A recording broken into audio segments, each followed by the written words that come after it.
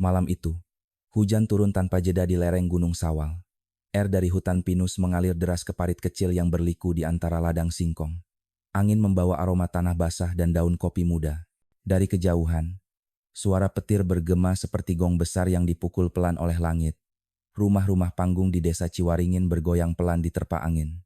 Lampu-lampu minyak menari di balik dinding anyaman bambu, memantulkan bayangan yang bergetar seperti kenangan. Di ujung desa yang menghadap ke lembah berdiri sebuah rumah tua beratap seng. Catnya sudah pudar, tapi masih tampak kokoh menantang waktu. Rumah itu milik Nyi Rahayu Sudarmi, seorang perempuan tua yang dulu dikenal sebagai guru SD di kampung itu. Rambutnya sudah memutih, tubuhnya kurus, tapi sorot matanya tetap tajam-tajam seperti pisau dapur yang selalu ia asah setiap sore. Sejak suaminya, Suryana, meninggal 20 tahun lalu karena jatuh di kebun teh, hidupnya tak lagi sama.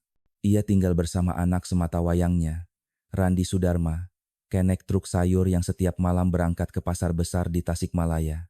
Dalam kesederhanaan hidup mereka, Randi menjadi satu-satunya alasan Nyi Rahayu bertahan. Di mata warga, Randi anak baik, pekerja keras, dan berbakti.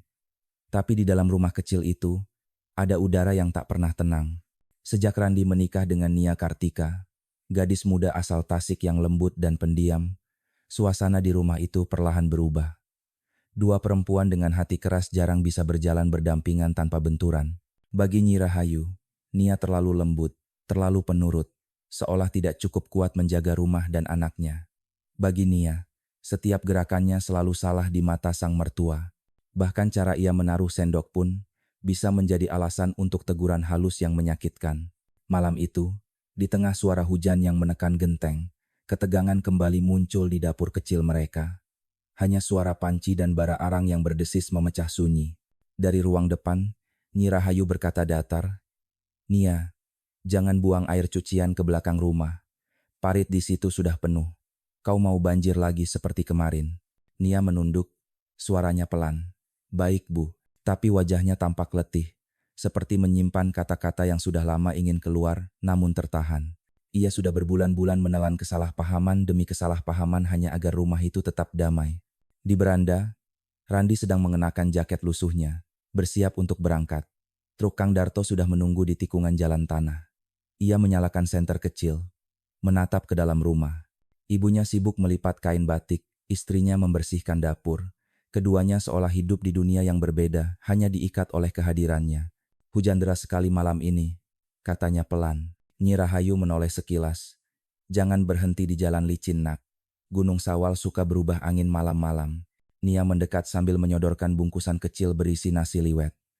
"Untuk abang, biar tidak lapar di jalan." Randi tersenyum singkat. "Terima kasih, Nia." Hanya itu. Tapi dalam hati Nyi Rahayu, ada rasa cemburu halus yang ia sendiri tak mengerti, rasa takut kehilangan anaknya yang satu-satunya. Ketika Randi melangkah keluar menembus hujan, suara mesin truk perlahan menjauh, meninggalkan dua perempuan dalam rumah bambu yang bergetar diterpa angin. Dari balik jendela, Nyi Rahayu menatap langkah anaknya sampai menghilang di tikungan. Nia menutup pintu perlahan, menurunkan tirai bambu. Suara hujan menutupi semua hal lain, bahkan suara hati yang retak. Malam itu hanya ada dua perempuan, dua luka lama yang belum sembuh, dan satu rahasia yang belum bernama. Di luar, kilat menyambar di puncak Sawal. Dalam rumah itu, lampu minyak bergoyang, dan di antara cahayanya, bayangan dua sosok perempuan seolah berdiri saling membelakangi, seperti dua sisi cinta yang tak pernah bertemu. Pagi di desa Ciwaringin biasanya diawali dengan aroma kopi hitam dan suara ayam jantan yang bersahut-sahutan dari halaman rumah. Tapi pagi itu berbeda. Langit tampak muram. Matahari enggan muncul di balik kabut. Air hujan semalam masih menetes dari ujung daun pisang, dan udara terasa lebih dingin dari biasanya. Dari rumah Nyi Rahayu Sudarmi, tak terdengar suara panci, tak ada aroma nasi liwet yang biasa memenuhi udara subuh. Hanya suara talang air yang menetes perlahan ke genting seng, menimbulkan bunyi tik-tik seperti detak jam yang menua. Lampu dapur masih menyala, meski hari sudah terang. Nyi Rahayu duduk di kursi kayu dekat jendela. Di pangkuannya terbentang selembar kain batik yang belum selesai dilipat. Pandangannya kosong menatap keluar, ke arah kebun singkong yang diselimuti kabut. Ia tampak tenang, tapi matanya seperti menatap sesuatu yang jauh, terlalu jauh untuk dijelaskan dengan kata-kata. Dari dapur, terdengar langkah kaki pelan. Nia Kartika keluar membawa teko tanah liat berisi air panas. Uapnya naik perlahan menembus udara dingin pagi. "Bu, ini teh hangat," katanya lembut, menaruh gelas di meja. Nyi Rahayu hanya mengangguk. "Tak usah banyak, Randi tak pulang pagi ini." "Iya Bu, ini hanya untuk kita berdua," jawab Nia pelan. Sepintas percakapan itu terdengar biasa, tapi di antara kata-kata mereka tersimpan rasa dingin yang tak bisa dihangatkan oleh teh manis sekalipun. Nyi Rahayu meneguk pelan. Matanya menatap wajah Nia yang tampak pucat karena kurang tidur. "Kau semalaman tak tidur, Nia?" Nia tersenyum tipis. "Sedikit Bu, hujan terlalu deras." "Hujan memang keras," gumam Nyi Rahayu. "Tapi rumah ini harus tetap berdiri tegak meski badai datang. Kau paham maksudku?" Nia mengangguk pelan, menunduk. "Paham Bu." Setelah sarapan singkat, Nia mencuci piring di belakang rumah. Tanah masih becek, dan air hujan mengalir seperti benang kecil di sela-sela kaki. Ia menatap ke dalam sumur tua yang dipagari batu. Airnya keruh, memantulkan wajahnya samar. "Apa aku salah menikah?" bisiknya pada dirinya sendiri. "Atau salah berharap bisa dicintai seperti seorang anak?" Dari ruang depan, Nyi Rahayu menatap foto suaminya yang tergantung di dinding. Lelaki itu tersenyum dalam bingkai kayu tua, memakai peci hitam dan kemeja putih. "Kau lihat Pak," bisiknya lirih. "Anakmu sudah dewasa, tapi perempuan ini membuatnya jauh dariku. Aku tak mau kehilangan lagi." Ketika jam hampir menunjukkan pukul 9, terdengar ketukan pelan di pintu. "Nyi Rahayu." "Nia, ini aku Bu Rasmi." Suara itu datang dari luar, serak tapi lembut. Nia segera membuka pintu. "Masuk Bu." Hujan masih menetes. Bu Rasmi, tetangga tua berkerudung abu-abu, melangkah masuk membawa kain sarung dan sebungkus daun singkong muda. "Aku bawa sedikit sayur dari kebun, buat lauk siang." "Wah, terima kasih Bu," jawab Nia sambil tersenyum. Mereka berbincang sebentar. Bu Rasmi menatap wajah Nia, lalu bertanya pelan, "Kau baik-baik saja Nak?" Matamu bengkak. Nia tersenyum, mencoba menutupi kegelisahan. "Cuma kurang tidur Bu." Sementara itu, Nyi Rahayu hanya menatap dari kursinya, tak berkata apapun. Matanya tajam, tapi dingin. Saat Bu Rasmi hendak pamit, ia berbisik pada Nia, "Kalau sempat sore nanti, datanglah ke rumah. Aku butuh bantuan menjahit sarung untuk pengajian Maulid minggu depan." "Ondran Nari." Nia mengangguk, wajahnya sedikit berbinar. "Insya Allah Bu." Namun begitu Bu Rasmi menutup pintu dan pergi, Nyi Rahayu berkata datar, "Kau tak perlu keluar sore ini." Nia menoleh. "Tapi Bu, hanya sebentar." Membantu Bu Rasmi menjahit. "Tidak usah." Suara Nyi Rahayu tegas, seperti pisau membelah udara. "Randi bisa pulang tiba-tiba. Siapa yang akan menyambut kalau kau tak di rumah?" Nia menunduk. Kedua tangannya gemetar halus. "Baik Bu." Keheningan kembali turun. Dari luar, suara hujan di atap terdengar pelan seperti doa yang tak selesai. Di dapur, Nia duduk di kursi kecil dekat tungku, menatap bara arang yang perlahan padam. Hatinya terasa sesak. Ia ingin menangis, tapi air matanya seolah sudah kering.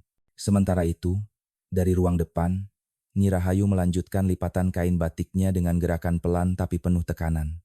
Matahari mulai naik, tapi sinarnya tertahan kabut. Desa tetap sepi. Tak ada anak-anak yang bermain. Tak ada suara radio dari warung depan. Semuanya terasa seperti berhenti. Dan di rumah itu, dua perempuan masih terjebak dalam kebisuan masing-masing. Sore nanti, hujan akan turun lagi. Tapi tak ada yang tahu bahwa hujan kali ini akan membawa sesuatu yang lebih dingin dari air, lebih berat dari kabut, dan akan mengubah selamanya kehidupan di rumah kecil di kaki Gunung Sawal itu. Sore itu hujan datang lagi, lebih deras dari hari sebelumnya. Langit di atas desa Ciwaringin berwarna kelabu pekat, seolah tak ada cahaya yang mampu menembusnya. Angin dari arah Gunung Sawal membawa kabut dingin dan bau tanah basah. Di kejauhan, suara petir menggema seperti seruan dari masa lalu. Di rumah panggung Nyi Rahayu, lampu minyak sudah dinyalakan sejak pukul 5. Cahayanya redup, bergetar setiap kali angin masuk dari sela dinding bambu. Di dapur, Nia Kartika sedang menanak nasi liwet sambil bersenandung pelan. Suaranya lembut, nyaris seperti doa. Meskipun hatinya tak tenang, ia mencoba mengisi sunyi dengan sesuatu yang menenangkan. Nyi Rahayu duduk di ruang depan, menatap hujan yang menuruni kaca jendela seperti benang air. Di tangannya, ia menggenggam sesuatu foto suaminya yang sudah lusuh, tepinya mulai robek. Ia menatapnya lama, bibirnya bergetar seperti ingin bicara dengan orang yang tak lagi di dunia. "Pak, kalau saja kau masih ada, mungkin aku tak perlu jadi sekeras ini," gumamnya pelan. "Bu, makan malam hampir siap." Suara Nia memecah keheningan. "Masak apa?" "Nasi liwet dan ikan asin. Hanya itu yang tersisa." Nyi Rahayu mengangguk tanpa menoleh. "Tidak apa. Hidup juga begitu. Kadang yang tersisa hanya garam dan sabar." Suara petir menyambar. Nia sedikit terkejut, menjatuhkan sendok kayu. Saat ia membungkuk mengambilnya, matanya tertumbuk pada sesuatu di bawah lemari dapur, sebuah kotak kayu kecil, tertutup debu. Ia mengambilnya pelan, meniup permukaannya. Kotak itu tampak tua, mungkin sudah puluhan tahun. Ada tulisan samar di tutupnya. "Untuk Rahayu, dari Suryana." Hatinya berdebar. Ia tahu nama itu ayah mertua yang tak pernah ia kenal. Dengan rasa ingin tahu, Nia mencoba membuka kotak itu, tapi terkunci rapat. Ia menatapnya lama, lalu meletakkannya di meja dapur, berencana menanyakannya nanti pada Nyi Rahayu.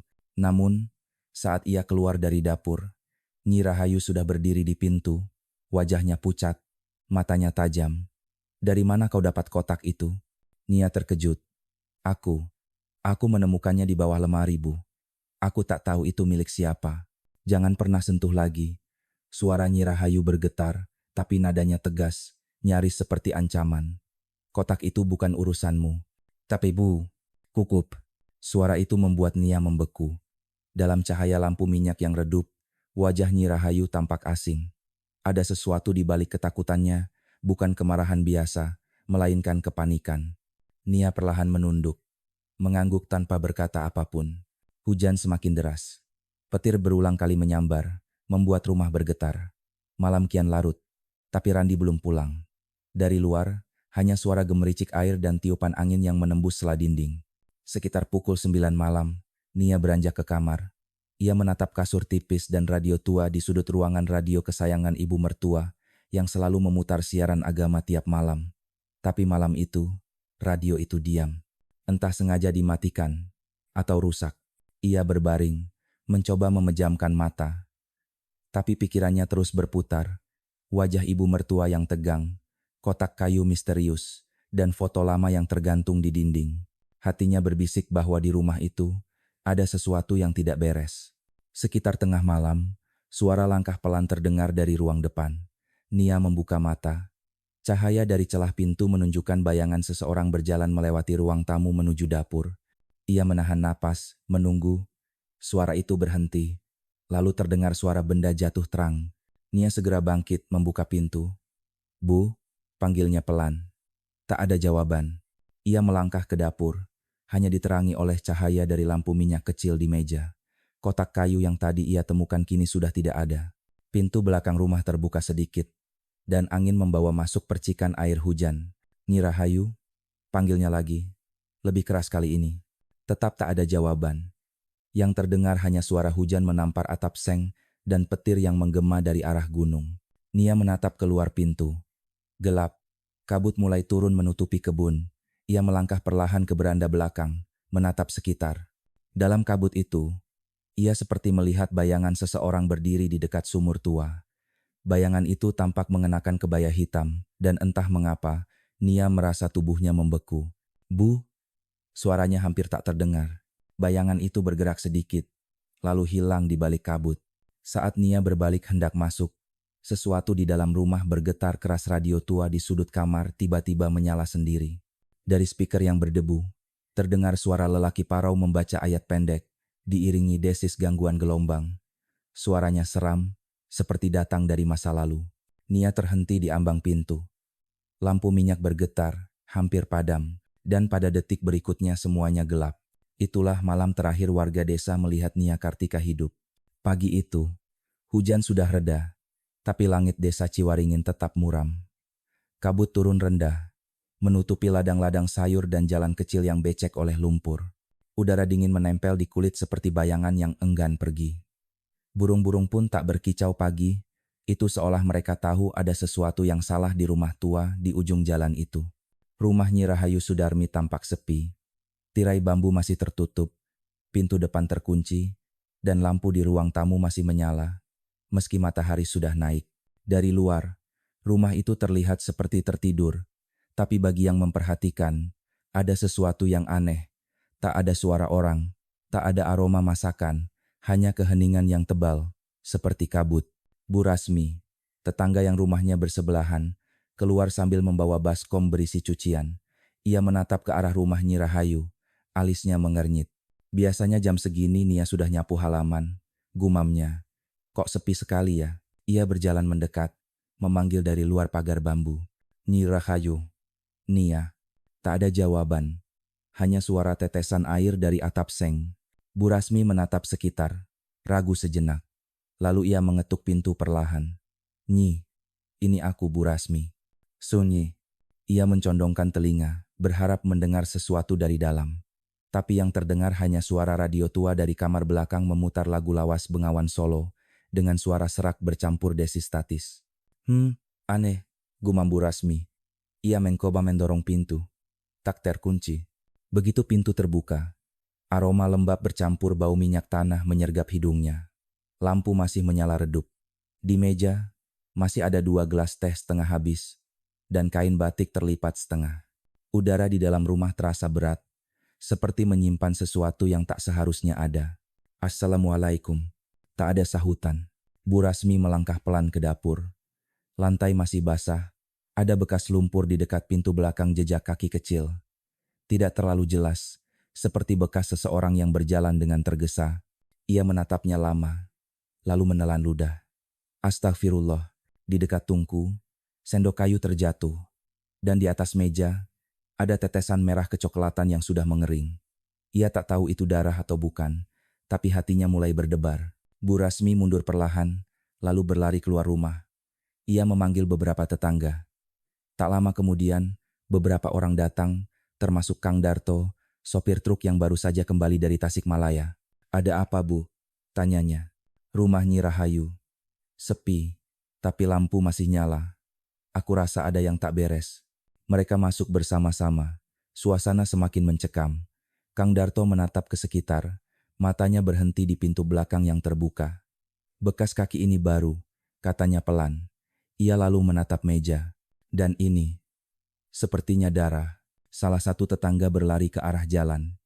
Panggil Pak RT. Tak lama kemudian, Pak RT Suradi Praja datang bersama 2 warga lain. Mereka memutuskan memeriksa seluruh rumah. Setiap ruangan diperiksa. Kamar Randi kosong, kamar Nia juga kosong. Hanya ada kain yang terlipat rapi di ujung ranjang. Tapi di kamar Nyi Rahayu, mereka menemukan sesuatu yang membuat bulu kuduk berdiri. Radio tua di sudut ruangan masih menyala, tapi tanpa suara.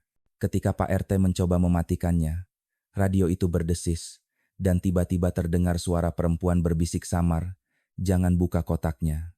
Semua orang saling berpandangan. Bu Rasmi menggigil. Apa? Apa tadi itu? Pak RT mencoba menenangkan. Mungkin gangguan sinyal. Namun suasana semakin ganjil ketika salah satu warga membuka lemari di ruang depan dan menemukan selendang hitam basah tergantung di dalamnya. Tak ada yang tahu milik siapa. Siang itu, kabar menyebar cepat ke seluruh kampung.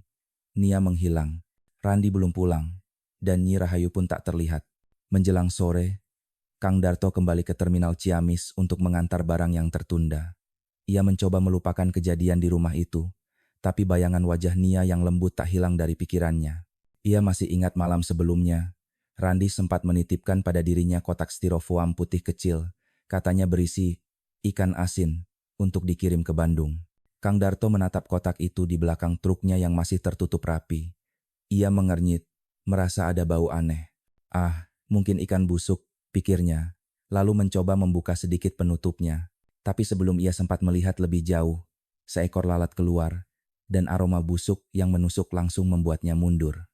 Astagfirullah, ini bukan bau ikan. Ia menutup kotak itu rapat. Wajahnya pucat. Hatinya berdebar keras. Di luar, suara petir menyambar lagi, meski langit belum hujan. Dan di kejauhan, Dari arah gunung, terdengar suara yang samar seperti seseorang memanggil pelan di tengah kabut. Randi, langit Garut pagi itu masih diselimuti kabut sisa hujan semalam. Jalanan menuju terminal pasir guntur dipenuhi truk sayur yang datang dari desa-desa di lereng gunung. Asap dari gorengan panas bercampur dengan aroma bensin dan tanah basah. Pedagang memanggil-manggil pembeli, tapi di antara keramaian itu, satu truk tampak mencolok karena berhenti lebih lama dari biasanya. Itu truk milik Kang Darto, sopir yang dikenal tenang dan jarang bicara. Ia berdiri di belakang bak truk, menatap kotak styrofoam putih yang terikat dengan tali rafia. Bagian bawahnya basah, meneteskan cairan kemerahan ke tanah. Di sampingnya berdiri Ujang, kenek muda yang baru beberapa bulan ikut bekerja. "Kang, itu bocor ya?" tanyanya sambil menutup hidung. "Baunya aneh. Kayak, bukan ikan." Kang Darto mengerutkan kening. "Tadi Randi bilang isinya ikan asin. Tapi aku belum pernah cium ikan asin yang baunya begini." Ujang menatap takut-takut. "Buka aja Kang, kita lihat dulu." Takutnya busuk. Kang Darto ragu. Ia teringat pesan Randi malam itu saat menyerahkan kotak itu di pinggir jalan. "Tolong antar ke Bandung pagi-pagi Kang. Jangan dibuka ya. Isinya titipan penting." Waktu itu Randi tampak tergesa dan basah kuyup. Ia tak menjelaskan banyak. Sekarang, berdiri di terminal yang ramai, Kang Darto mulai merasa ada yang tidak beres. Ia menghela napas panjang. "Baiklah," katanya pelan. "Tapi kita buka sedikit saja." Ujang mengeluarkan pisau kecil dan mulai memotong lakban di pinggir kotak. Suara robekan plastik terdengar jelas di tengah hiruk-pikuk terminal. Beberapa pedagang menoleh, penasaran. Begitu tutup kotak terangkat sedikit, hawa dingin bercampur bau logam menyengat keluar. Lalat beterbangan. Ujang mundur spontan. "Astagfirullah, Kang." Suaranya parau. Kang Darto menatap ke dalam dan langsung terpaku. Di balik plastik hitam yang kusut, terlihat kulit keabu-abuan, lembab dan jari manusia yang kaku. Matanya membesar, mulutnya gemetar. "Ya Allah, ini bukan ikan." Suasana terminal langsung berubah. Beberapa orang menjerit. Pedagang gorengan menjatuhkan nampan, para sopir mundur, sebagian menutup mulut dengan tangan. Bau anyir darah dan plastik basah menyebar cepat. "Panggil polisi. Cepat!" teriak seseorang. Tak sampai 15 menit. 2 mobil patroli datang dari Polsek Cilawu. Sirenenya meraung pendek, lalu berhenti. Polisi segera memasang garis kuning mengelilingi truk.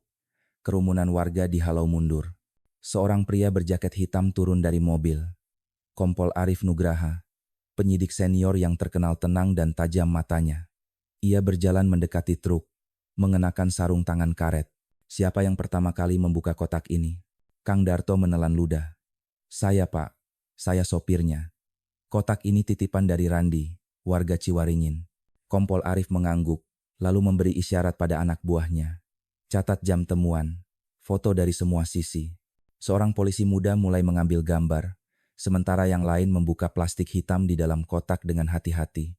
Bau busuk langsung menyeruak lebih kuat. "Bagian tubuh perempuan Pak," kata salah satu petugas, suaranya berat. "Sudah membusuk sebagian." Kerumunan di luar pagar menahan napas.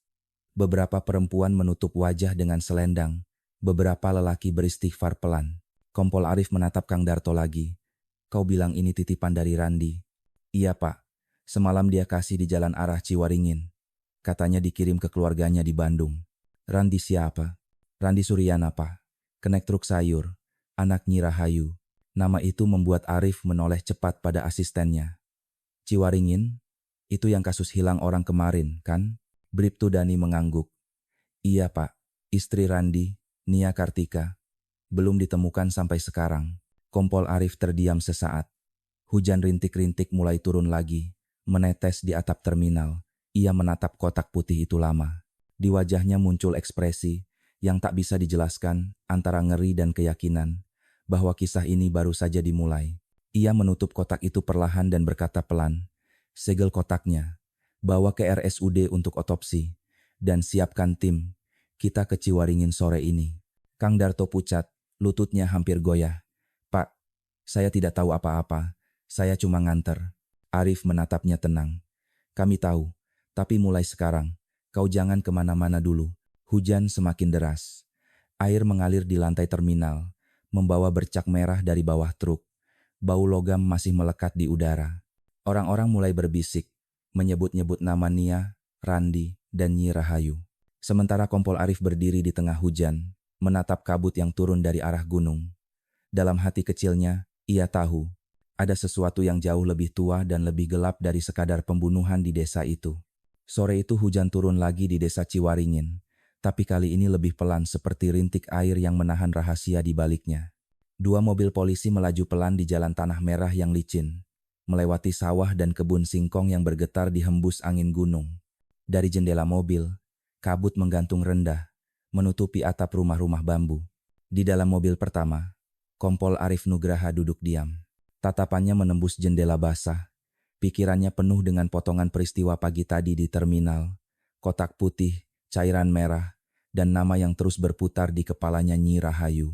"Pak, sebentar lagi sampai," kata Bribtu Dani, sambil menunjuk ke arah sebuah rumah di ujung desa. "Itu rumahnya. Warga bilang sejak kemarin tidak ada yang keluar masuk." Mobil berhenti di depan pagar bambu yang setengah roboh. Di beranda rumah tua itu, tampak seorang perempuan tua duduk diam dengan selendang batik di bahu. Matanya kosong menatap hujan yang menetes dari atap seng. Dialah Nyi Rahayu Sudarmi. Kompol Arif turun dari mobil. Langkahnya hati-hati di tanah becek. Ia menatap rumah itu, dinding anyaman bambunya sudah lapuk. Sebagian lantainya basah. Di belakang rumah tampak sumur tua dan kebun pisang yang rimbun. Suasana begitu tenang, tapi udara di sekitarnya seperti menyimpan ketegangan tak terlihat. "Selamat sore, Bu," sapa Arif dengan nada sopan tapi tegas. "Kami dari Polsek Cilawu. Kami perlu meminta keterangan dan memeriksa rumah ini." Nyi Rahayu menoleh perlahan. Wajahnya pucat, tapi senyum kecil muncul di bibirnya. "Silakan, Nak. Rumah saya tidak tertutup untuk siapapun." Suaranya tenang, terlalu tenang untuk situasi seperti ini. Polisi masuk ke dalam rumah. Aroma lembab bercampur minyak tanah segera menyambut mereka. Lampu minyak masih menyala di ruang tengah, padahal hari belum gelap benar. Di meja, masih ada 2 gelas teh yang sudah berubah warna. "Periksa setiap ruangan," perintah Kompol Arif. Bribtu Dani dan 2 petugas lain mulai menyebar. Mereka memotret, mencatat, dan menandai setiap sudut yang mencurigakan. Lantai bambu di ruang depan tampak sedikit lembab, seperti pernah dicuci terburu-buru. Di dekat tungku dapur, ada pisau besar dan talenan kayu dengan noda kehitaman di permukaannya. Kompol Arif jongkok, memperhatikan lantai dekat kaki tungku. Ia menyentuhnya dengan kapas, lalu mengangkat hasilnya ke cahaya. "Ini darah," katanya pelan. "Masih baru, ambil sampelnya," ucapnya kemudian. Sementara itu, salah satu petugas menemukan sesuatu di bawah kursi dekat jendela, gelang perak bengkok dengan bekas goresan. "Pak, ini gelang perempuan. Di bagian dalamnya ada ukiran nama Nia." Suasana mendadak hening. Semua orang menatap gelang itu seperti sedang menatap bukti dosa yang tak bisa disembunyikan. Kompol Arif berdiri, wajahnya tegang. "Kumpulkan semua barang. Pisau, talenan, gelang. Kita kirim ke lab." Dari luar, suara hujan semakin deras. Petir menyambar di kejauhan, membuat jendela bergetar. Di halaman belakang, Bribtu Dani memeriksa tanah di dekat pohon mangga. Ia berjongkok, mengetuk tanah dengan tongkat kecil. Permukaannya tampak lebih gembur dari sekitarnya. "Pak, tanah di sini baru digali," katanya pelan. Kompol Arif mendekat, memberi isyarat pada 2 petugas. Mereka mulai menggali perlahan. Beberapa menit kemudian, Sekop menyentuh sesuatu yang keras, ujung sandal plastik biru yang berlumur lumpur. Saat diangkat, tali sandalnya putus, dan di sampingnya tertulis nama kecil, Nia. Suasana seketika membeku. Angin bertiup lebih kencang, membuat daun pisang bergesekan seperti bisikan. Kompol Arif menatap sandal itu lama, lalu berkata pelan, "Catat waktu temuan, foto dari semua sisi." Tak jauh dari situ, air di sumur belakang tampak keruh. Salah satu petugas menyalakan senter dan melihat sesuatu mengambang di bawah permukaan kantong plastik hitam besar. Dengan alat penjaring besi, mereka mengangkatnya perlahan. Begitu dibuka, isinya adalah potongan pakaian perempuan dengan noda coklat tua dan kerudung ungu bermotif bunga kecil. Bribtu Dani menatap Arif, wajahnya pucat. "Pak, ini sama seperti yang dipakai Nia malam terakhir." Kompol Arif mengangguk pelan. "Bawa ke mobil, simpan sebagai barang bukti." Dari beranda, Nyi Rahayu masih duduk tenang, memeluk selendangnya erat-erat. Tatapannya tidak ke arah polisi, melainkan ke hujan yang jatuh di luar jendela. Kompol Arif menghampiri, berdiri di hadapannya. Bu, kami menemukan beberapa barang di rumah ini. Kami perlu ibu ikut ke kantor untuk dimintai keterangan. Nyi Rahayu menatapnya perlahan. Kalau memang itu takdir, nak, saya akan ikut. Suaranya lembut, tapi ada sesuatu di baliknya, kelelahan yang dalam. Mungkin juga penyesalan. Ketika ia berdiri, selendangnya jatuh sedikit, memperlihatkan bekas goresan kecil di lengannya. Kompol Arif memperhatikannya, tapi tidak berkata apa-apa. Dua petugas membawanya keluar rumah. Hujan turun makin deras, menetes di atap seng, menciptakan suara lirih seperti bisikan. Warga yang menonton dari kejauhan menunduk, sebagian beristighfar pelan. Di tengah kabut senja itu, Nyi Rahayu berjalan perlahan melewati garis polisi. Langkahnya tenang, wajahnya tak menunjukkan rasa takut. Dan Kompol Arif, berdiri di ambang pintu rumah tua itu, hanya bisa berbisik dalam hati. Setiap rumah punya rahasia, tapi yang ini disembunyikan dengan air mata. Malam itu udara di Polsek Cilawu terasa dingin dan berat. Hujan masih turun di luar, mengetuk genting kantor polisi seperti irama waktu yang lambat. Lampu neon berpendar pucat di ruang interogasi, menyoroti meja kayu tua yang di atasnya hanya ada segelas air, secari kertas, dan rekaman kecil yang berputar perlahan. Nyi Rahayu Sudarmi duduk di kursi besi dengan tangan di pangkuan. Ia mengenakan selendang batik yang sama seperti tadi sore, kini agak lembab oleh hujan. Di hadapannya, Kompol Arif Nugraha membuka berkas tipis berisi foto-foto dari rumah bambu di Ciwaringin, pisau, gelang perak, dan kotak putih dari terminal. Bu Rahayu, ujar Arif dengan suara tenang tapi tegas. Kami ingin memahami apa yang sebenarnya terjadi. Tidak ada yang menuduh ibu. Kami hanya ingin mendengar cerita ibu sendiri. Nyi Rahayu menatap lantai. Jemarinya saling menggenggam erat, kukunya menekan kulit. Suara hujan dari luar seakan menjadi satu-satunya teman yang menjawab keheningan. Saya sudah tua, nak, katanya akhirnya. Kadang yang tua hanya bisa diam karena kalau bicara, yang muda tidak akan percaya. Arif menatapnya penuh perhatian. Saya percaya pada kebenaran, Bu. Dan saya yakin kebenaran itu juga ingin ibu lepaskan. Perempuan tua itu menghela napas panjang. Apa yang kalian temukan di rumah saya? Gelang, kerudung, bekas darah. Dan di terminal, sebuah kotak putih berisi potongan tubuh seorang perempuan. Nyi Rahayu memejamkan mata sejenak, lalu membuka perlahan. Kalian sudah tahu siapa dia? Kami belum bisa pastikan. Tapi kemungkinan besar itu Nia Kartika. Seketika suasana ruang menjadi beku. Nyi Rahayu tidak menjerit, tidak menangis. Ia hanya menunduk lebih dalam, bahunya bergetar halus. Dari sudut matanya, setetes air jatuh ke meja. Saya tidak membencinya, katanya lirih. Saya hanya takut. Kompol Arif mencondongkan tubuh sedikit. Takut apa, Bu? Nyi Rahayu diam lama sebelum menjawab. Takut kehilangan anak saya. Seperti dulu saya kehilangan suami. Arif bertukar pandang dengan Bribtu Dani yang duduk di belakang, mencatat setiap kata. Suami ibu meninggal di kebun teh, bukan? Iya, jawabnya pelan. 20 tahun lalu. Orang bilang itu kecelakaan, tapi tidak ada yang benar-benar tahu. Kenapa ibu bilang begitu? Karena matanya. Matanya tidak tertutup ketika saya temukan. Kata-kata itu meluncur pelan tapi menusuk. Arif menatapnya dalam-dalam, mencoba membaca wajah yang sudah penuh keriput tapi menyimpan rahasia dalam setiap garisnya. Ibu tahu seseorang bernama Sinta Rahayu. Perempuan tua itu mengangkat kepala perlahan. Matanya membesar sedikit. Kenapa kau sebut nama itu? Dia muncul dalam catatan lama. Kami dengar dia pernah dekat dengan suami ibu. Hening panjang. Suara hujan semakin keras. Nyi Rahayu menatap jendela.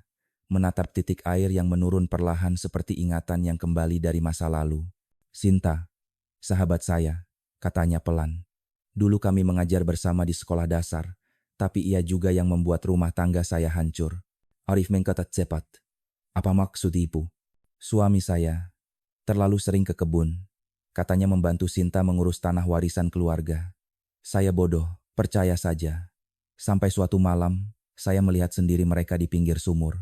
Saya tak bicara apapun. Esok paginya, suami saya jatuh dari tebing. Tangannya gemetar. Semua orang bilang kecelakaan. Tapi saya tahu, itu bukan kebetulan. Dan sejak hari itu, Saya bersumpah, tak akan ada lagi perempuan yang membuat anak saya menjauh dari saya. Kompol Arif terdiam. Kalimat itu bergema lama di kepalanya, seperti bunyi petir yang tak mau hilang. Jadi ibu merasa Nia akan membuat Randi meninggalkan ibu? Air mata Nyi Rahayu jatuh perlahan. Saya tidak ingin menyakitinya.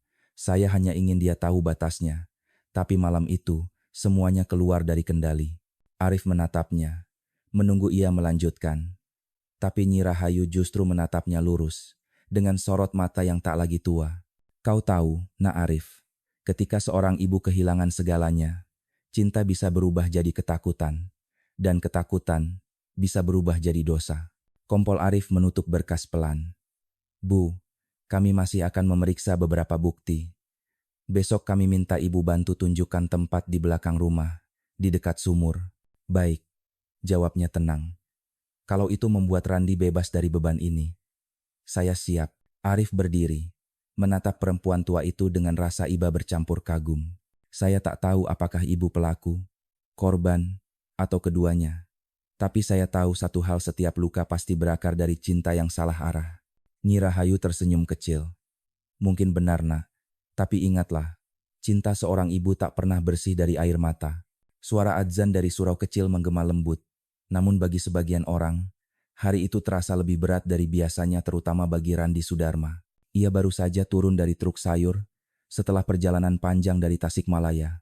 Wajahnya lelah, mata merah karena kurang tidur. Di tangannya masih ada jaket basah yang ia kenakan semalam. Tapi saat ia menapakkan kaki ke halaman rumah, hatinya langsung bergetar. Pintu rumah terbuka sedikit, lampu masih menyala, dan halaman berantakan seperti dilanda angin besar. Ia berlari masuk, memanggil, "Bu, Nia." Tak ada jawaban. Hanya suara genting yang menetes air hujan ke ember di dapur. Bau tanah lembab memenuhi udara.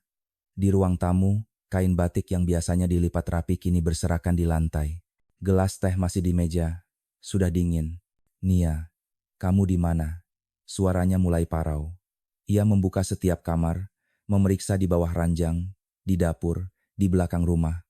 Tapi tak ada siapapun. Di dekat tungku, matanya tertumbuk pada noda kecoklatan di talenan kayu dan gelang perak yang tergeletak di lantai. Ia memungutnya dan seketika darahnya membeku. Itu gelang yang ia berikan untuk Nia saat ulang tahun pernikahan pertama mereka. Tangannya gemetar. Ya Allah, dari luar rumah terdengar suara langkah tergesa. Bu Rasmi datang, wajahnya penuh cemas. "Randi, kamu belum dengar, Nak?" Randi menoleh cepat. "Dengar apa, Bu?" Bu Rasmi menelan ludah. "Polisi datang semalam. Mereka membawa ibumu." "Apa?" Suaranya hampir tak keluar. "Kenapa? Ibumu." Katanya tahu sesuatu tentang Nia yang hilang. Semua orang di kampung bicara sejak pagi.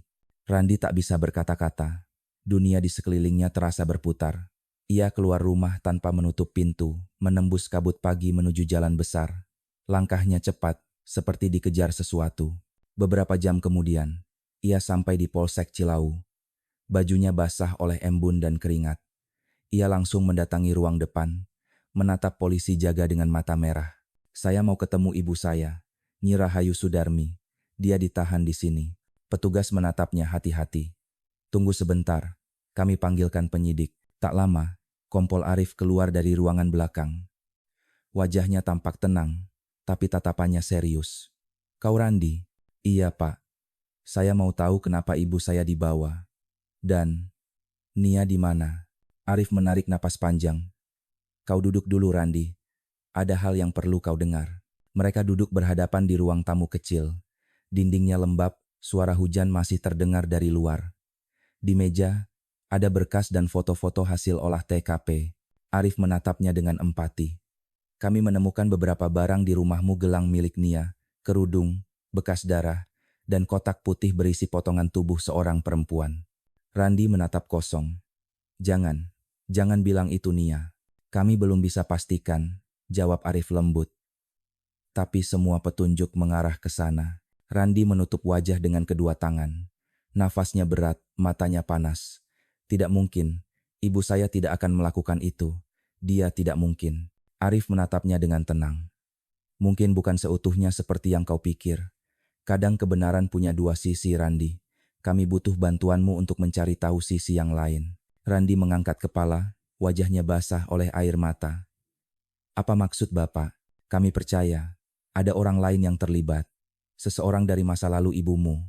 Namanya Sinta Rahayu. Kau kenal? Randi menggeleng pelan. Tidak, saya baru dengar sekarang. Arif mengangguk. Kami sedang mencarinya. Tapi sementara itu, kami ingin kau kembali ke rumah. Lihat apakah ada sesuatu yang kami lewatkan. Randi menelan ludah, mencoba menata napas. Kalau begitu, saya akan ke sana sekarang. Tapi tolong Pak, jangan perlakukan ibu saya seperti penjahat. Dia hanya ibu tua yang sudah banyak kehilangan. Arif menatapnya lama, lalu berkata pelan, saya janji Randi, saya akan mencari kebenaran seutuhnya. Tapi kau juga harus siap bahwa kebenaran tak selalu membuat kita lega. Ketika Randi berjalan keluar kantor polisi, hujan mulai turun lagi. Jalan di depan kantor tampak kosong, hanya suara air mengalir di parit. Ia menarik napas panjang, menatap langit kelabu. Dalam hatinya, muncul pertanyaan yang tak bisa ia jawab. Apakah cinta bisa membuat seseorang menutupi dosa, atau justru menciptakannya? Ia melangkah kembali ke arah desa, melewati jalan menanjak dan pohon bambu yang bergoyang diterpa angin. Di kejauhan, kabut menelan semua warna. Dan di dalam kabut itu, suara samar terdengar seolah dari masa lalu, suara perempuan berbisik lembut. Randi, jangan cari aku. Senja turun perlahan di desa Ciwaringin. Awan menggantung rendah di atas puncak Gunung Sawal, dan hujan tipis kembali turun, membasahi dedaunan singkong di kebun. Suara jangkrik mulai terdengar dari balik semak. Seakan mereka pun berbisik tentang rahasia yang belum terungkap. Randi Sudarma tiba di rumahnya menjelang maghrib. Langkahnya pelan, hati-hati, seperti orang yang takut membuka luka lama.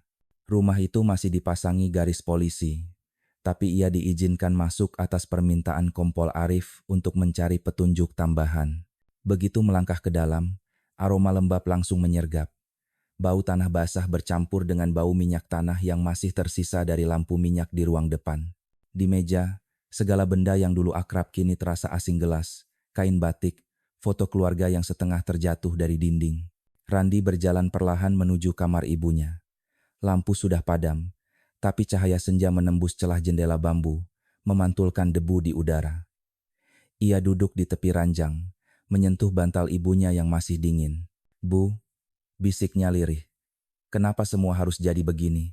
Ia menunduk, lalu melihat sesuatu di bawah kasur ujung amplop coklat yang menyembul dari papan lantai. Ia menariknya perlahan. Amplop itu sudah tua, warnanya kekuningan, dan di bagian depan tertulis dengan tulisan tangan rapi. Untuk Rahayu, dari Suryana. Hatinya langsung berdebar. Itu nama ayahnya lelaki yang selama ini hanya ia kenal lewat foto di dinding. Dengan tangan gemetar, ia membuka amplop itu. Di dalamnya ada 2 lembar kertas yang mulai pudar, dan aroma kertas tua bercampur bau kayu memenuhi udara. Tulisan di surat itu bergetar, seolah ditulis dengan tangan terburu-buru.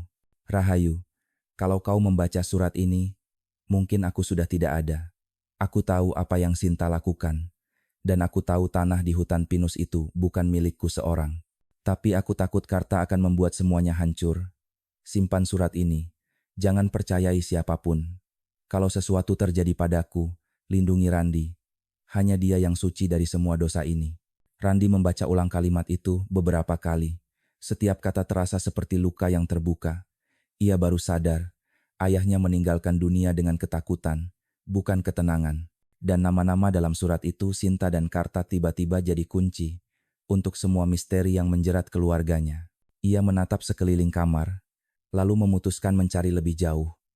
Di lemari tua milik ibunya, di balik tumpukan kain batik, ia menemukan kotak kayu kecil yang terkunci, sama seperti yang disebut Nia dalam ceritanya sebelum menghilang. Di atas tutupnya terukir huruf SR. Ia mencoba membuka, tapi kuncinya tak ada. Ia mengguncangnya perlahan. Terdengar bunyi logam di dalamnya. Entah apa isinya, tapi ia tahu. Kotak itu menyimpan rahasia masa lalu yang selama ini ibunya lindungi. Tiba-tiba terdengar suara dari luar, langkah kaki di tanah basah, pelan tapi pasti. Randi menahan napas, menatap ke jendela. Siluet seseorang tampak di luar pagar bambu, berdiri di bawah hujan ringan. Tubuhnya terbungkus jaket hitam, dan wajahnya tidak terlihat jelas. Randi segera keluar. "Hei, siapa di sana?" serunya. Orang itu diam sejenak, lalu berbalik perlahan. Dalam cahaya senja, Randi sempat melihat sekilas. Seorang perempuan, rambutnya sebagian terurai dari kerudung hitam. "Sinta Rahayu?" tanyanya spontan, suaranya bergetar. Perempuan itu tidak menjawab, hanya menatapnya lama, dengan mata yang sayu namun tajam, mata yang menyimpan terlalu banyak rahasia. Lalu, tanpa sepatah kata pun, ia berbalik dan berjalan ke arah jalan setapak menuju kebun pinus. Randi mengejarnya, tapi langkahnya terhenti di tikungan. Jalan sudah kosong, hanya sisa jejak kaki di tanah becek dan aroma melati samar yang terbawa angin. Ia berdiri diam cukup lama, mencoba mencerna apa yang baru saja terjadi. Lalu ia kembali masuk ke rumah, duduk di kursi dekat jendela, menggenggam surat ayahnya erat-erat. "Ayah, Ibu, apa yang sebenarnya terjadi di tanah pinus itu?" Di luar, petir menyambar jauh di arah gunung. Radio tua di sudut ruangan menyala sendiri, menimbulkan suara statis pendek, lalu terdengar bisikan samar. Suara perempuan parau yang nyaris tak terdengar. "Kebenaran. Tidak untuk semua orang. Randi." Lampu padam seketika. Rumah itu tenggelam dalam gelap, hanya suara hujan dan detak jantung Randi yang tersisa.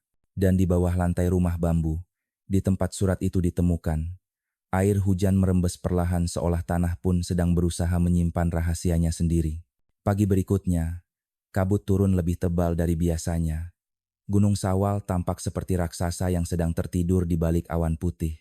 Di kaki gunung, hutan pinus Ciwaringin berdiri sunyi, hanya suara dedaunan yang bergesekan pelan. Randi Sudarma berjalan perlahan di jalan tanah menuju hutan. Di tangannya, ia membawa surat lama dari ayahnya dan kotak kayu kecil yang belum terbuka. Hatinya berat, tapi matanya mantap. Ia tahu, kalau ada tempat yang bisa menjawab semua pertanyaannya, maka tempat itu adalah hutan ini, tempat ayahnya dulu kehilangan nyawa. Angin membawa aroma resin dan tanah basah. Setiap langkah terasa seperti memasuki masa lalu. Pohon-pohon menjulang tinggi, menciptakan bayangan panjang di antara kabut. Ia berhenti di dekat batu besar yang tertutup lumut, tempat orang-orang desa dulu menyebut sebagai Batu Suryana. "Ini tempat ayah jatuh," gumamnya pelan. Ia menunduk, meletakkan surat di atas batu, dan berdoa dalam hati. "Ayah, kalau ibu benar menyimpan rahasia, tolong beri aku petunjuk." Tak lama setelah itu, terdengar suara langkah dari arah belakang. Randi menoleh cepat. Dari balik kabut, muncul sosok perempuan berjaket hitam, wajahnya tenang tapi penuh luka batin. "Sinta Rahayu, kau mencari aku," katanya dengan suara rendah tapi jelas. Randi menatapnya, setengah marah, setengah takut. "Kau Sinta, orang yang disebut dalam surat ayahku?" Sinta mengangguk pelan. "Ya, aku juga yang menulis sebagian hidupnya, dan sebagian kematiannya." Randi melangkah maju, nadanya menahan emosi. "Apa maksudmu? Apa yang sebenarnya terjadi 20 tahun lalu?" Sinta menarik napas panjang. "Kau berhak tahu, tapi kebenaran yang akan kau dengar tidak akan membuatmu bahagia." Ia berjalan mendekat ke pohon pinus besar, menyentuh batangnya dengan ujung jari. "Dulu, ayahmu Suryana dan aku bekerja di kebun teh milik Kartawijaya. Karta licik dia memanipulasi surat tanah warisan agar bisa mengambil sebagian hutan pinus ini untuk dijual. Suryana tahu dan menentangnya." Sinta menatap tanah, suaranya bergetar. "Karta memintaku memikat Suryana, supaya dia diam. Aku bodoh. Aku percaya padanya. Aku mencintai ayahmu, tapi cinta itu salah. Aku tak tahu Karta akan membunuhnya malam itu. Ia dorong Suryana dari tebing, lalu bilang itu kecelakaan." Randi terdiam. Angin berhenti sejenak, hanya suara daun berguguran yang terdengar. "Jadi ayahku dibunuh?" Sinta mengangguk pelan. Air matanya jatuh. "Aku menyimpan rahasia itu selama 20 tahun. Aku ingin mengaku pada ibumu, tapi saat aku datang, ia menatapku seperti ingin membunuhku juga. Ia tahu segalanya, tapi ia tak melapor. Ia takut Randi kecil akan tumbuh dengan aib itu." Randi menatapnya tajam. "Lalu kenapa kau kembali sekarang?" "Karena Nia tahu," jawab Sinta cepat. "Ia menemukan surat warisan yang aku sembunyikan di kotak kayu itu. Ia bilang akan menyerahkan ke polisi." Randi membeku. "Kau bilang Nia tahu. Jadi," Sinta menunduk, "aku datang malam itu. Aku ingin bicara dengan Nyi Rahayu sebelum Nia pergi. Tapi mereka bertengkar. Aku dengar suara jeritan, lalu, hening. Aku tidak melihat apa yang terjadi setelah itu. Suara hujan mulai turun, membasahi rambut dan jaket mereka. Randi menatap Sinta lama. Kalau begitu, siapa yang bunuh Nia? Sinta menggigit bibir. Mungkin, bukan salah satu dari kami. Mungkin masa lalu yang membunuhnya dosa yang tak pernah ditebus. Randi marah. Jangan bicara seperti itu. Aku butuh kebenaran, bukan teka-teki. Sinta menatapnya dengan mata merah basah. Kebenaran kadang tidak berbentuk satu wajah. Randi, ibumu tidak membunuh karena benci, tapi karena takut. Takut kehilanganmu. Takut kau tahu bahwa ayahmu mati bukan sebagai pahlawan, tapi korban keserakahan. Hening panjang. Petir menyambar di kejauhan. Randi menatap surat di tangannya, lalu menatap langit. Jadi semua ini karena tanah, karena warisan, karena cinta yang salah. Sinta mendekat, suaranya lembut. Karena manusia terlalu sering memelihara rahasia dengan air mata, aku kembali untuk menebusnya. Ada satu tempat lagi yang harus kau lihat, gubuk lama di tengah hutan pinus. Di sana, semua jawabannya menunggu. Randi menatap arah yang ditunjuk Sinta. Jalan kecil menanjak, tertutup kabut dan daun basah. Kalau aku pergi ke sana, apa yang akan aku temukan? Sinta tersenyum tipis. Mungkin kebenaran, atau mungkin arwah masa lalu yang belum tenang. Ia berjalan lebih dulu. Langkahnya tenang di antara deru hujan dan kabut. Randi mengikuti dari belakang, membawa kotak kayu dan surat ayahnya. Setiap langkah terasa berat, tapi di hatinya muncul keyakinan. Apapun yang menunggu di gubuk itu akan menentukan apakah keluarganya bisa tenang atau hancur selamanya.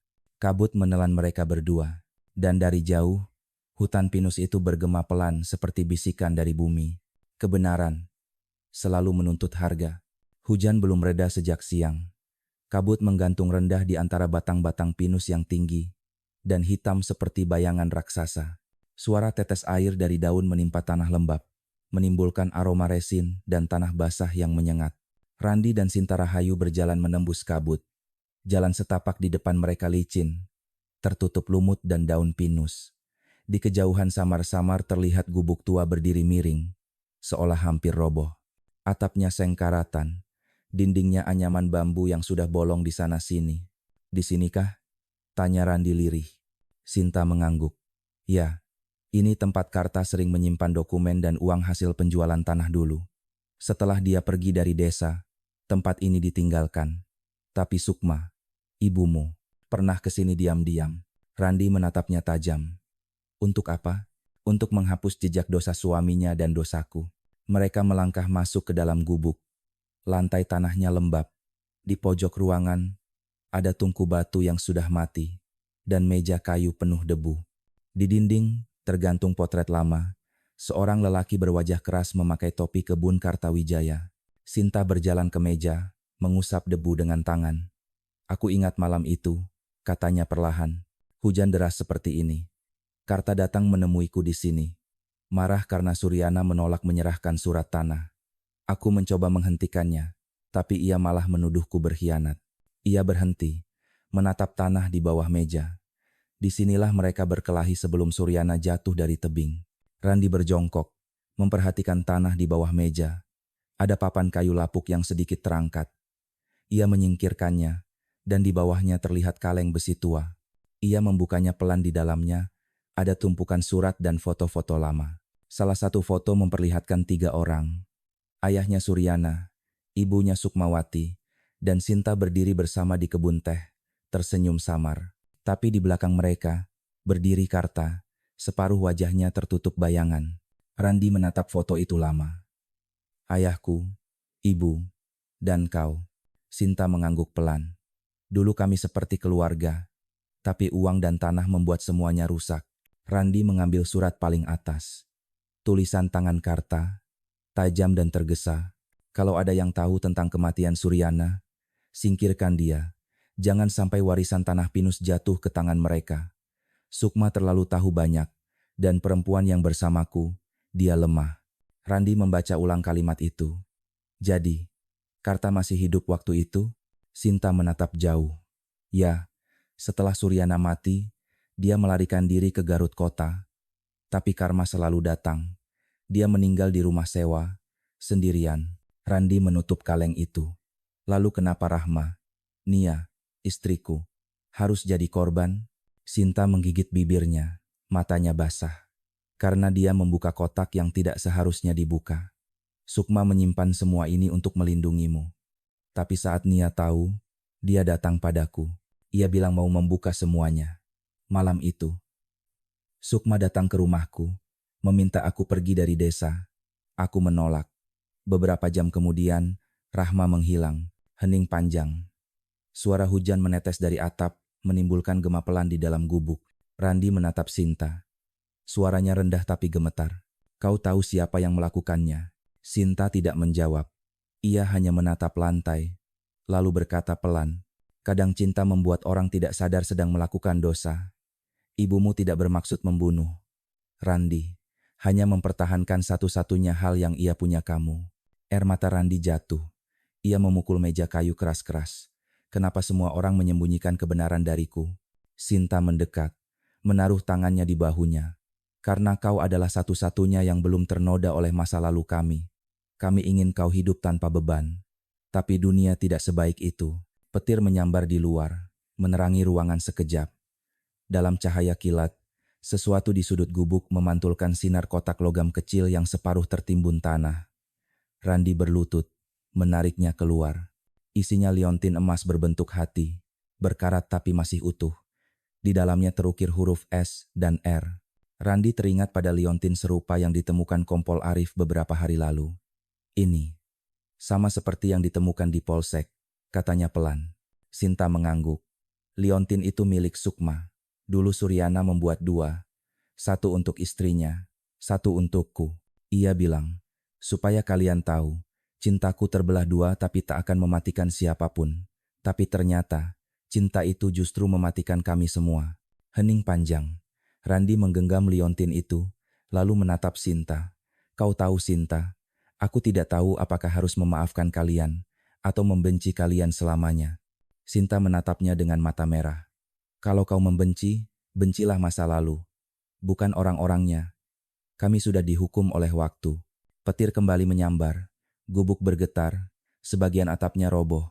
Sinta menarik Randi keluar sebelum kayu jatuh menimpa mereka. Hujan deras mengguyur tubuh mereka. Dari kejauhan, suara sirene polisi terdengar. Kompol Arif dan timnya muncul dari kabut, menyorotkan senter ke arah mereka. Randi, Sinta, kalian baik-baik saja? Randi berdiri lemah, menggenggam liontin di tangan. Kami menemukan sesuatu, Pak. Tapi sepertinya, kebenaran ini sudah terlalu tua untuk diselamatkan. Arif menatap mereka, lalu memandangi gubuk yang mulai runtuh.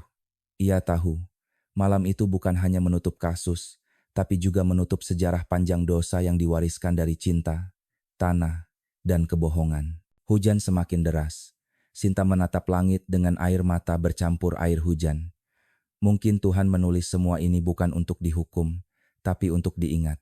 Randi menatap hutan yang gelap, lalu berbisik, kalau begitu, biarkan hujan ini jadi saksi terakhir. Dan di antara kabut pinus yang menelan mereka, suara lembut Sukma seolah berbisik dari jauh. Maafkan ibu nak. Subuh datang perlahan di kaki Gunung Sawal. Kabut putih menutupi jalan menuju desa, seperti selendang panjang yang menggantung di udara. Di halaman Polsek Ciwaringin, tanah masih basah oleh hujan malam sebelumnya. Bau kopi hangat dan kertas basah bercampur di udara. Kompol Arif Nugraha duduk di meja kayu tua. Di hadapannya, berkas-berkas penyelidikan terbuka lebar. Foto gubuk pinus, surat Suryana, liontin emas, dan catatan hasil pemeriksaan Sinta. Matanya merah karena tidak tidur semalam. Ia tahu, pagi ini akan menentukan bagaimana akhir dari kisah panjang keluarga Rahayu. Pintu diketuk pelan. Seorang petugas masuk, memberi hormat. Pak, Bu Sinta sudah siap di ruang pemeriksaan. Arif mengangguk. Bawa juga Randi. Dia berhak mendengarnya langsung. Beberapa menit kemudian, Randi masuk ke ruangan dengan langkah berat. Wajahnya letih, tapi matanya menyala. Sinta duduk di kursi seberang, mengenakan selendang hitam yang basah di ujungnya. Ia tampak tenang, meski tangan kirinya bergetar halus. Kompol Arif membuka map pelan. Sinta Rahayu, Kami sudah memeriksa surat-surat dan foto yang ditemukan di gubuk. Ada bukti kuat bahwa Kartawijaya adalah dalang dari kematian Suryana 20 tahun lalu. Tapi yang ingin saya dengar dari Anda hari ini, bukan masa lalu, melainkan malam terakhir sebelum Rahma hilang. Sinta menarik napas panjang. Malam itu hujan sangat deras. Aku datang ke rumah Sukma karena Nia Rahma datang padaku sore sebelumnya. Ia bilang menemukan kotak surat Suryana dan ingin menyerahkannya ke polisi. Aku tahu itu berbahaya. Karena kalau rahasia itu terbuka, semua luka lama akan kembali. Randi menatapnya tajam. Lalu kau ingin menghentikannya? Sinta menggeleng perlahan. Tidak Randi, aku justru ingin melindunginya. Tapi Sukma berbeda. Ia merasa Nia akan menghancurkan nama baik keluarga. Aku dengar mereka bertengkar keras di dapur. Kompol Arif menulis cepat. Kau melihat Sukma saat itu? Tidak langsung, jawab Sinta. Aku menunggu di luar, di bawah hujan. Tapi aku mendengar suara benda jatuh, lalu senyap. Setelah itu, lampu rumah padam. Aku takut, jadi aku pergi. Pagi harinya, Rahma sudah hilang. Randi mengepalkan tangan. Jadi ibu benar-benar melakukannya? Sinta menunduk. Aku tidak bisa memastikan, tapi aku tahu Sukma menyesal seumur hidupnya. Karena setelah malam itu, ia datang ke rumahku membawa kotak kayu. Ia bilang, tolong simpan ini. Kalau suatu hari Randi mencari, berikan padanya. Arif menatap Sinta lama. Kenapa baru sekarang kau bicara? Sinta tersenyum getir. Karena dulu tidak ada yang mau mendengar. Semua orang sibuk mencari siapa yang salah, bukan mencari kebenaran. Suasana ruangan sunyi. Hanya suara jam dinding berdetak pelan. Randi menunduk, menatap liontin di tangannya milik ibunya, yang kini menjadi satu-satunya penghubung dengan masa lalu. Pak Arif, katanya lirih. Kalau semua ini benar, berarti ibu tidak jahat. Ia hanya takut. Arif mengangguk pelan. Ya, ketakutan bisa membuat manusia melakukan hal-hal di luar nalar. Tapi bukan berarti semuanya tanpa penebusan. Sinta menatap Randi. Matanya lembut. Kau anak yang baik, Randi. Sukma selalu bilang, selama Randi hidup, aku masih punya alasan untuk memaafkan diriku sendiri. Sekarang, tugasmu bukan mencari siapa yang bersalah, tapi menutup luka ini dengan cara yang benar. Randi mengusap air matanya. Aku tidak tahu bisa memaafkan atau tidak, tapi aku lelah menyimpan dendam. Aku hanya ingin tenang. Arif berdiri, menatap keduanya. Baik, berdasarkan pengakuan dan bukti, kami akan mencatat kasus ini sebagai penyelesaian moral, bukan kriminal. Pelaku utama, Kartawijaya, sudah meninggal. Sedangkan Sukmawati, ia berhenti sejenak, menatap Randi dengan lembut. Sudah membayar dosanya dengan rasa bersalah dan kematian yang tenang. Sinta mengangkat wajah. Jadi semuanya berakhir di sini? Arif mengangguk. Ya, tapi biarkan kebenaran ini tetap hidup di hati mereka yang masih mau belajar. Randi berdiri perlahan. Ia berjalan mendekati Sinta, lalu berlutut di hadapannya. Aku tidak tahu bagaimana caranya, tapi aku ingin berterima kasih, karena ibu menyimpan kotak itu untukku. Tanpa ibu, mungkin aku akan mati dengan kebencian. Sinta menatapnya lama. Air matanya jatuh ke punggung tangan Randi. Terima kasih karena kau mau mendengar. Tidak banyak orang di dunia ini yang mau mendengar kisah seorang pendosa. Di luar, matahari mulai menembus kabut. Sinar lembut jatuh di lantai semen ruangan itu, membuat liontin di tangan Randi berkilau samar. Ia menggenggamnya kuat-kuat. Aku tidak akan melupakan ini, katanya pelan. Tapi aku juga tidak akan hidup di bawah bayangannya lagi. Kompol Arif tersenyum kecil. Itu yang terbaik, nak. Kadang satu-satunya cara menghormati masa lalu adalah dengan melangkah lebih jauh darinya. Sinta berdiri, menatap jendela yang mulai terang. Hujan sudah berhenti, katanya pelan. Arif mengangguk. Mungkin itu tanda Bu Sinta. Alam pun ingin semua ini selesai. Hening menyelimuti ruangan. Randi menatap keluar, kabut mulai terangkat, dan cahaya pagi menimpa halaman basah, membuat setiap tetes air di daun berkilau seperti mutiara. Ia tahu, badai dalam hidupnya belum sepenuhnya hilang. Tapi untuk pertama kalinya, ia bisa bernapas tanpa rasa bersalah. Hari itu, langit desa Ciwaringin terlihat lebih jernih dari biasanya. Gunung Sawal tampak jelas dari kejauhan, diselimuti kabut tipis yang lembut seperti asap dupa sehabis doa. Angin yang berhembus dari arah hutan pinus membawa aroma tanah dan bunga liar, menandakan musim hujan akan segera berakhir. Di halaman rumah tua milik keluarga Sudarma, Randi berdiri diam di bawah pohon mangga yang pernah ditanam oleh ayahnya, Suryana. Daun-daunnya bergoyang pelan, dan di antara rantingnya, beberapa burung kecil sedang membuat sarang baru. Seolah alam pun mengerti bahwa hidup selalu memberi kesempatan untuk mulai lagi. Rumah itu kini sudah dibersihkan, garis polisi telah dilepas, dan dinding bambunya diperbaiki oleh warga kampung yang bergotong royong. Namun di setiap sudutnya, masih tersisa kenangan. Tawa Nia di dapur, suara ibunya memanggil dari beranda, dan aroma nasi liwet yang dulu memenuhi pagi. Semua itu kini hanya tinggal gema yang lembut, menggantung di udara. Bu Rasmi datang membawa termos teh. Randi nak, minumlah dulu. Badanmu kurus sekali sekarang. Randi tersenyum lemah. Terima kasih Bu, saya sudah jarang tidur akhir-akhir ini. Perempuan tua itu duduk di sampingnya. Sudah waktunya kau tenang nak. Ibumu pasti ingin itu. Jangan terus menyiksa dirimu. Randi menatap ke halaman yang basah oleh embun. Saya hanya berpikir, mengapa cinta sering berubah jadi sesuatu yang menakutkan Bu. Ibu saya, ayah saya, semuanya hanya ingin melindungi orang yang mereka sayang. Tapi akhirnya, semua hancur karena rasa takut kehilangan. Bu Rasmi tersenyum bijak. Karena cinta yang benar itu seperti hujan Randi. Kalau turun dengan lembut, ia memberi kehidupan. Tapi kalau datang terlalu deras, ia bisa menghanyutkan segalanya. Sukma terlalu mencintaimu sampai lupa bahwa anak juga butuh ruang untuk tumbuh. Randi terdiam lama. Kata-kata itu terasa menembus hati. Ia menatap liontin emas yang kini tergantung di lehernya, warisan terakhir dari ibunya. Liontin itu sudah tak berkilau, tapi baginya, itu bukan lagi lambang dosa, melainkan pengingat bahwa cinta dan kesalahan kadang lahir dari tempat yang sama. Sore menjelang, langit berubah oranye, dan sinar matahari memantul di genangan air di halaman. Dari radio tua di sudut ruangan, terdengar lagu lawas Bengawan Solo, suara serak tapi menenangkan. Lagu yang dulu sering diputar ibunya setiap sore. Randi duduk di beranda, menatap hutan pinus di kejauhan. Hujan mulai turun lagi, rintik halus, seperti ucapan selamat tinggal dari langit. Ia tersenyum kecil, lalu berbisik pelan, Bu, Nia, Ayah, semoga kalian damai di sana. Aku akan menjaga desa ini. Aku akan hidup tanpa rasa takut lagi. Di jalan depan rumah, Sinta Rahayu lewat perlahan, mengenakan kerudung abu-abu. Ia berhenti sejenak, menatap Randi dari jauh.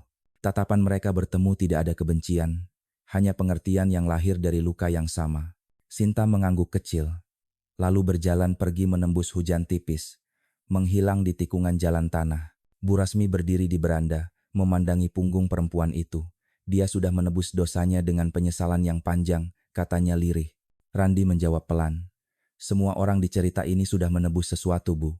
Hanya waktu yang tahu, apakah penyesalan bisa benar-benar jadi pengampunan.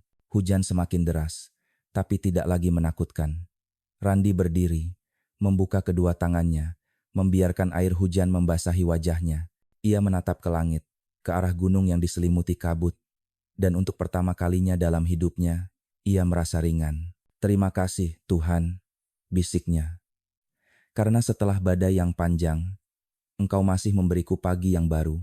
Dari kejauhan, lonceng surau berdentang pelan, memanggil orang untuk salat maghrib. Suaranya berpadu dengan gemericik air hujan, menciptakan harmoni yang damai. Randi melangkah masuk ke rumah. Ia menyalakan lampu minyak tua, yang cahayanya menari lembut di dinding bambu. Cahaya itu seakan membentuk bayangan tiga sosok.